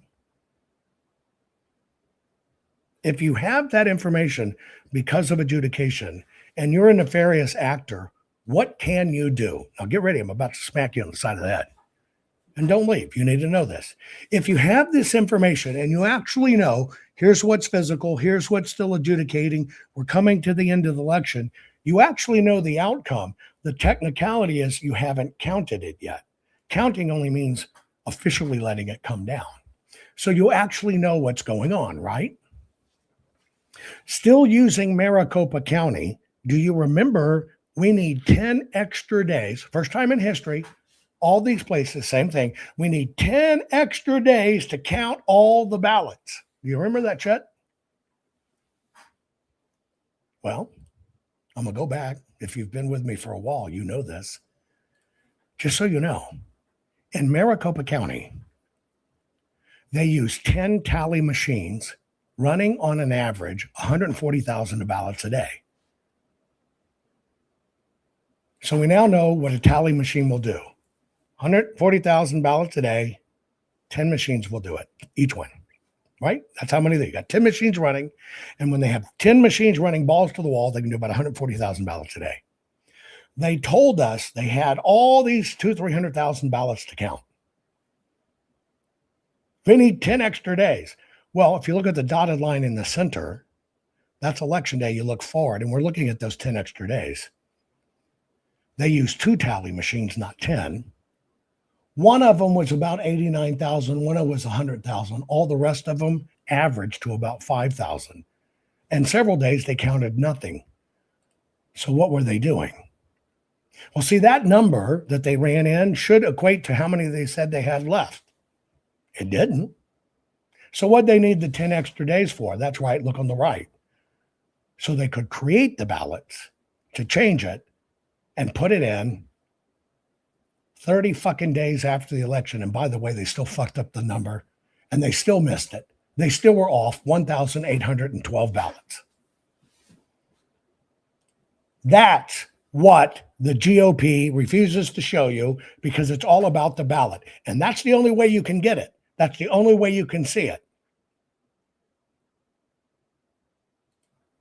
But the tabulator machines, the receipts says everything was perfect, and they have that number, a number that never existed. Now you know why President Trump was calling Ducey in Arizona, trying to get him not to certify, because they ran it in the day everything happens at the federal government to certify, and those ballots weren't there, and they rushed them in, 118,019. Oh, by the way, there's even more to it. But you got to understand how they create this inventory. How do they create the inventory? Well, they create the inventory by having all this slack in it. You can only see it, not by receipts, by physical ballots compared to realities. But now they have been removed from this facility, out of our control. We don't know where they're being taken. We don't know what's going to happen to them. So we can no longer, and I... Oh my God, oh my God, oh my God, oh my God. If we don't have them, they're not safe. They're going to change them. They're going to manipulate them. Same tactic. Now they have been removed from this facility, out of our control. We don't know where they're being taken. We don't know what's going to happen to them. So we can no longer, and I can no longer, as chair of this board, satisfy not only the citizens of Atlanta, but the citizens of the world, that those ballots are still secure. So that is a major concern that I have right now. Again, my point is, once they were here, as long as they were here in the control of Fulton County, I was confident that they were safe and secure. And the other point I'd like to make, this goes back to the 2020 elections. For the life of me, I still cannot understand the fascination about the 2020 elections, which occurred 6 years ago. That election is over with. That election has been reviewed, it's been audited, and in every case, every instance, we get a clean bill of health. If there's anybody who knows what happened in 2020 on that night at State Farm Arena, it was Fulton County Commission Chairman Rob Pitts. I was there. So the fascination with this, I still don't understand it. But we'll have more to say later. I just want to say that Fulton County Department of Registration and Elections is always and will continue to maintain fair, transparent, and accurate elections. And we will continue to do the work of the electorate here in Fulton County. The FBI is still in the building. We have fully complied. We will always comply with law enforcement and with the rule of law. And that's what we do here in Fulton County. And that's all I have to say. How concerned are you, sir? How concerned are you voter information will be compromised? How concerned are you that they can be compromised? What the fuck do you think they did in all these years that they've had them? But do you remember back me telling you in the audit in Arizona, I'm talking with Brnovich, who has now passed, by the way, AG of Arizona, and I'm showing them how many bullshit voters are at vacant lots. 2,000 people at a vacant lot address. We got tipped off this by the fine works, right, of Liz Harris. 2,000 people. It's a blank freaking field. Doesn't even have a mailbox. But those ballots somehow get gathered up and dropped off at an NGO several blocks away. Number one, forwarding that ballot's a crime. It's not allowed, but it's still done. We pointed these out, pointing it out, 7-Elevens with 12 registered voters at a 7-Eleven. 118 voters registered at a Mexican restaurant. Can't use business address. All of the conservative broadcasters told you forensic audit was bullshit. It was a con. Jovan's a grift. They didn't find anything. They didn't report anything. Here we are, 5+ years later. Finally, people on the ground are picking up on our work. Everything I've said, get your ass out and verify them. What are they finding? And here's the same people in charge in Fulton. What you're doing is extremely dangerous. Why is it dangerous? Because you're spreading conspiracy theories. It's not a conspiracy theory. Do you have $45? I'm not undermining. I'm not saying people are voting there. Ma'am, I'm not saying that people are voting there. I'm not saying people are voting there. I'm saying people are currently registered to vote there. We went around Fulton County the last few weeks and we see that people are currently registered to vote in places like empty lots, homeless shelters that closed 10 years ago. What would you do if you become Secretary of State to address that? I'm not going to reply to conspiracy theories. It's not conspiracy. It's a current. You can currently go on the voter rolls, purchase them for $45, and go there with us. We will gladly take you if you want to go to. I appreciate what you're saying. I'm not going to respond to conspiracy theories. How is that a conspiracy theory? It's an act of voter rolls. If you're going to be running for Secretary of State, you're in charge of maintaining the voter rolls. Don't you care about if people are registered to vote from empty lots? Questions. I appreciate it. I've got to. Do you think it's a conspiracy theory that people are registered to vote from empty lots, though? Well, I have the ability to go wherever I want to. People are currently registered to vote in empty lots, Commissioner. And if you're going to run for Secretary of State, aren't you going to at least take a look at that? It took me $45 to purchase the vote. True the Vote wasted people's times by saying, look at the address. If you think it looks funky, put it on our list and we'll report it. Nothing fucking happens that way. Nothing. Get your ass out on the ground and confirm it's a vacant lot and document it the right way. You can force the county officials to remove them. Now, finally, people are waking up to the procedures that I've been telling you. And I'm telling you how you do this. And this was the discussion. I mean, this was the physical discussion that I'm sitting with President Trump. I'm sharing every bit of this, every single bit of this. And President Trump sitting there going, holy shit. At this time, I'm no longer sitting in front of him. I'm standing behind him at his desk and I am showing him the numbers. And I'm saying, President Trump, it's the voter rolls. The voter rolls are the ammos in the gun. And it's the voter rolls that enable the paper. You don't get the paper, you don't get the voter rolls. This fucking machine shot's a fucking waste. It's a misdemeanor. The ammo for the machine that is the voter rolls, which is, you got to be on the voter rolls to get the ballot. Behind me, so President Trump's here, Devin Nunes here, President Trump's staff. I hear, well, we're told that if we focus on the voter rolls, that it's just a waste of time. So I turned around like I did because I have nothing to lose. And I said, who in the hell told you that?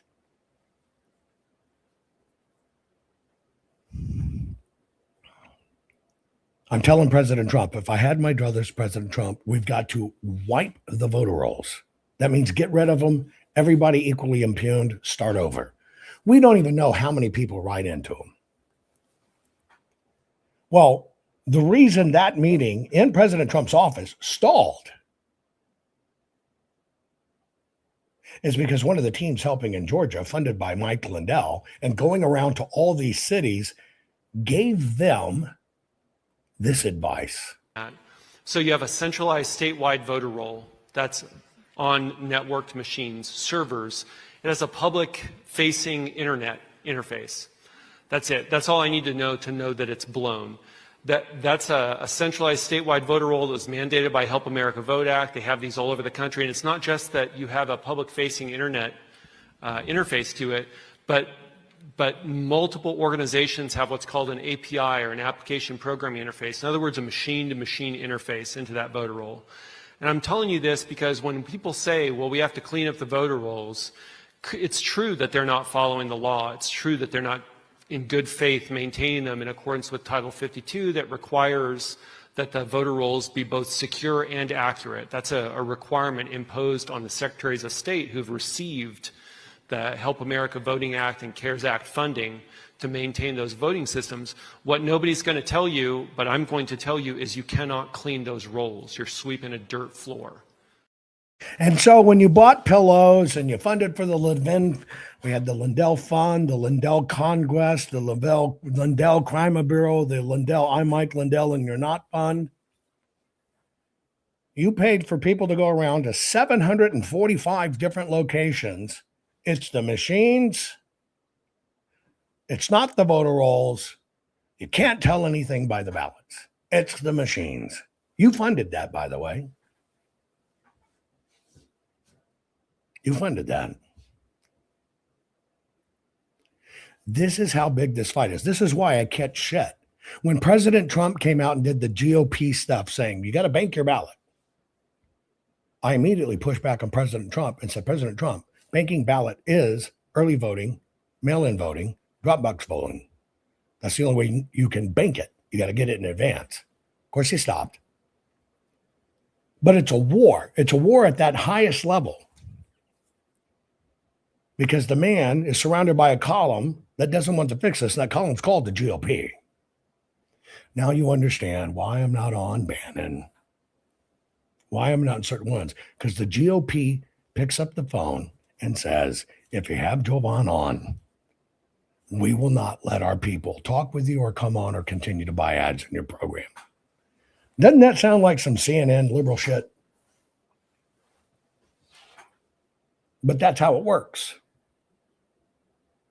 But I'm listening to an expert. They said they're an expert of a fluffity fractal pterodactyl expert.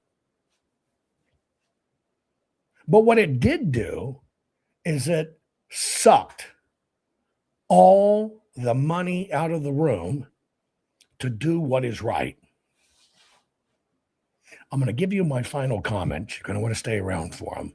I got to get a drink and rest my voice, but I'm going to give you my final 2-minute closing comment. You need to hear it. Be right back. Not fixing 2020 will damn our nation forever. The historic Maricopa County full forensic audit effort processed 20,895,610 digital and forensic images of varying formats, resulted in 208 million individual evidence-proof files. The system processed over 58 billion forensic measurements, resulting in over 2 trillion individual base computations. No hopium, no hype, just hardcore forensic evidence. Please make sure the Maricopa County Full Forensic Audit Archives survive. Donate now. So if you want what happened in the 2020 election fixed, then please donate to protect and secure this historic evidence. We can't do it without you. We need you.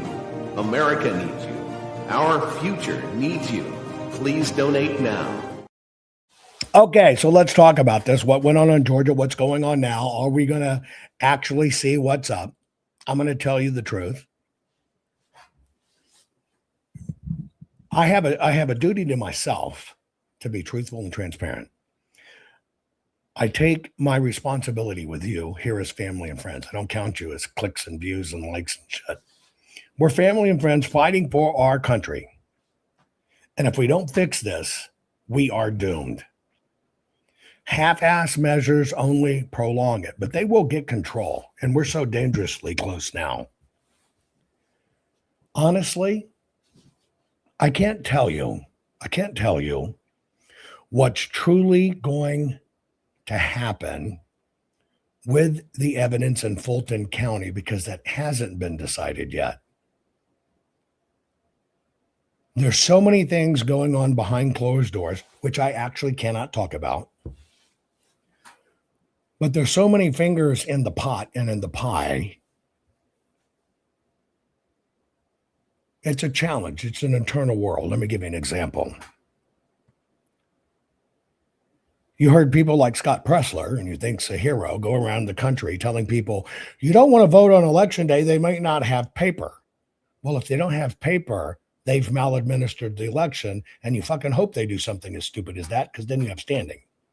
But Scott Pressler went around, got to bank your ballot, got to bank your ballot, got to bank your ballot. And he's supposedly some election integrity expert. Well, his father's big in the GOP, and Scott was hired by the GOP, and I think we're finding out. I hear it's millions of dollars, maybe $12 million he was paid to give that message. And of course, he's just like the same guy, don't clean the voter rolls. Same event telling you, oh, election day, they'll run out of paper. Don't do that. Don't do that. You got to bank your vote. Bank your vote is early voting, drop boxing, and mail-in, because you got to get the ballot packet, that's the envelope with the ballot, in advance. in advance.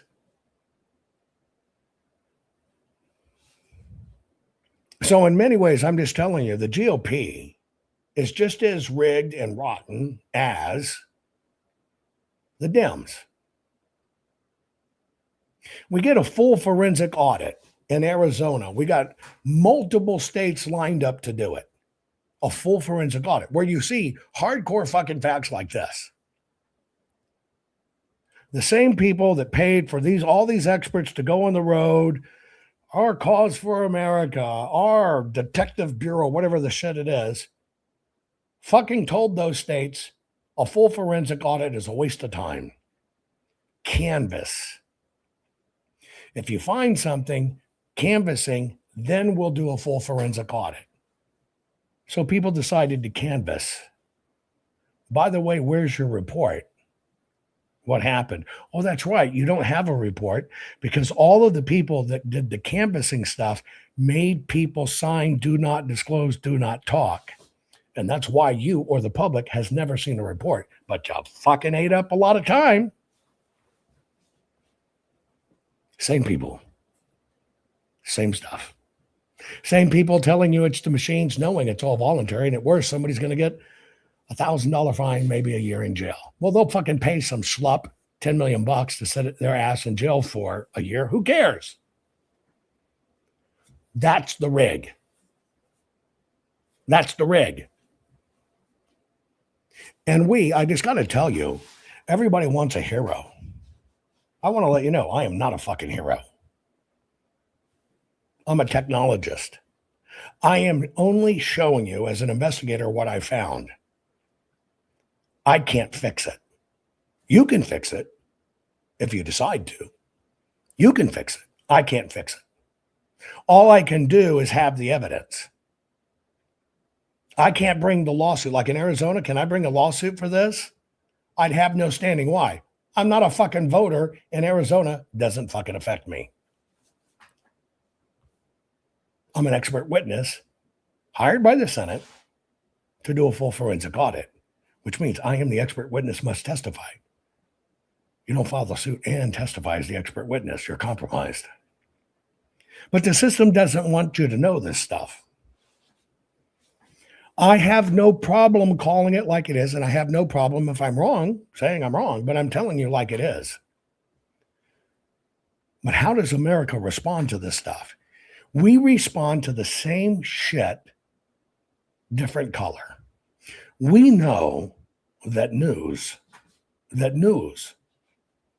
was fake and crap. We know it. And we continue to ignore this when it's right in front of our faces. That puzzles me. I have to tell you, that actually puzzles me.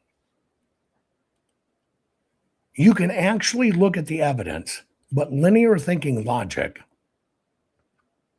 has disappeared in your life. And that's how the system has trained Americans. Let me ask you a question. You know that ABC, NBC, CBS, MSNBC, CNN, they're all various different companies. And you know they all compete for the same ad dollars because they're different companies, right? You know that. Then answer this for me. I'm going to show you about 40 seconds. If they're all different companies, which means they all have different employees, which means they have all different news directors, why does this happen? Extremely dangerous to our democracy. This is extremely dangerous to our democracy. This is extremely dangerous to our democracy. This is extremely dangerous to our democracy. This is extremely dangerous to our democracy. This is extremely dangerous to our democracy. This is extremely dangerous to our democracy. This is extremely dangerous to our democracy. This is extremely dangerous to our democracy. This is extremely dangerous to our democracy. This is extremely dangerous to our democracy. This is extremely dangerous to our democracy. This is extremely dangerous to our... I think you get the idea. All different companies, all different logos. How do they spit out the same shit? It's because, folks, nothing's real. Nothing. My confidence comes from our work in Maricopa, which is the only, from beginning to end, documentation, evidence, and a certified chain of custody kept to this day of everything that happened in the 2020 election. Nowhere else does this exist. And it's never been done at time. I personally looked over 2 million ballots, 189 million voted ovals. Nobody in history has ever done that. But that's what they stay away from. And it's because all of this is manipulated. Let me give you an example. You guys gave your heart out for the cyber symposium to see 3,000 counties, how everything was changed and done. And here it is. And you can come in and we're going to have the lawmakers here. You're going to have the lawmakers here. They can take the data home. They can verify it with the people. We're going to see how a switch went here, did this, order now, pay now, send me money now. And you did. Only thing that came from the cyber symposium is Tina Peters went to prison because there were no PCAPs. And you find out 3+ years later in court, Mike Lindell admits he never had them. Under sworn oath and testimony, you never had them. But you see how they do it, just like the TV hosts. We're a constitutional republic. We are not a democracy. But you see how they do it. It's words, repetition, TV. Words, repetition, TV. And so I sit here today. We're not healing ourselves, folks. Number one, I want to tell you, Mike Lindell has no chance of winning Minnesota. Minnesota, billions of the systems to Somalis. Do you think Mike Lindell, even if he was good, has a chance at winning Minnesota governorship? Just honestly. But on that, I got another question. If he will get on TV, take your money, and fucking lie to you that he had the PCAPs, but all of a sudden, no, it's a protected witness by the CIA, and all of that was bullshit. The only thing to show for his work is Tina Peters went to fucking prison, and all he told you was focus on the machines, get pissed at me and leave. That shows how shallow you are. Focus on the machines. It's a misdemeanor. Never in history covered our work, ever. How do you trust that? Oh, Mike got gullible, got taken for people. Okay, let's put it in a governorship point. Do you want a governor that's gullible? Do you want a governor that can buy into an operation by the CIA and be controlled? It's a double-edged sword, baby. You can say, poor Mike, he was just conned by people. Okay, elect him governor. He'll be conned by even bigger people. Do you understand how this racket works? Even down to the GOP. You have all this data, you have all this stuff to show you. I can give you the names of the people that did it, when they signed and when they didn't. Do you ever see that on Bannon? No, because the GOP won't allow it. You got to go back to when President Trump ran. The GOP was terrified he'd run as an independent. They made a deal. We'll support you. We'll help you out, but you got to say you're GOP. And when they got him to agree to that, they have forever use of your likeness and name forever as GOP. Have they supported President Trump? Look at the rhinos that just voted for $1.7 billion of what Doge got rid of, and President Trump says we're giving it zero, but 23 rhinos made sure it happened and paid it. Folks, we're caught in a massive psychological warfare. But until we change our standards, our own standards, because we have no standards predominantly. Oh, they're wearing a cross. They must be a Christian. That means it's true. Or they're repeating it. That means it's true. That's the same shit we got from mainstream media. You just swapped.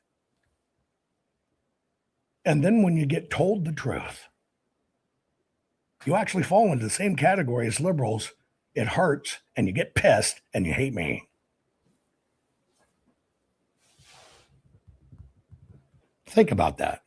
Virginia, somebody just mentioned in the chat, Virginia just put in an AG that said Republicans and their children should be killed.